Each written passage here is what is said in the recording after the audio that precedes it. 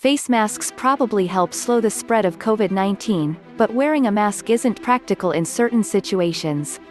Customers in restaurants and bars can't cover their faces while eating and drinking, for example.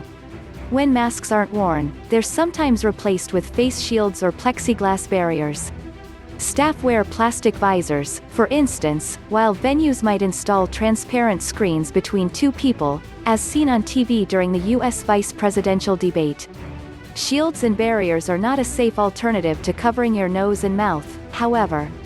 Not wearing a mask is dangerous, especially inside buildings, and reflects misconceptions about how coronavirus is transmitted, and what masks are for.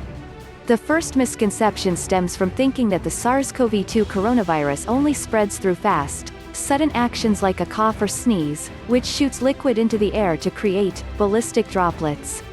But droplets are also generated from fluid in the respiratory tract through less violent activity, such as simply talking or breathing. Scientists say those respiratory droplets from an infected person can hang around in the air and be inhaled by other people. The microscopic droplets create a fine mist that's invisible to the naked eye, an airborne solution, or aerosol.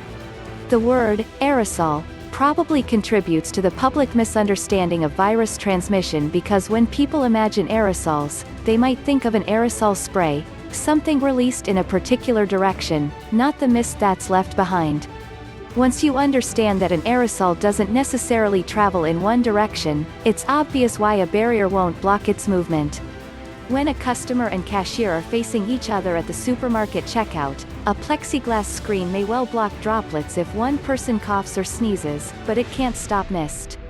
A group of scientists organized by aerosol researcher Jose-Luis Jimenez of the University of Colorado, Boulder, recently produced a document entitled FAQs on Protecting Yourself from COVID-19 Aerosol Transmission. As the FAQs say, face shields do not offer much protection against aerosols, while masks do. The document explains that a shield is good for blocking ballistic droplets and can supplement eye protection, safety goggles, but can't substitute for a mask. Likewise, plexiglass barriers are generally useful to avoid direct aerosol transmission whenever people are in close proximity and distance cannot be kept. Understanding how an aerosol can transmit the virus becomes even easier once you compare aerosols to cigarette smoke instead of a spray. Air currents can drive virus, smoke, around a barrier to reach you indirectly, but shouldn't pass through a mask.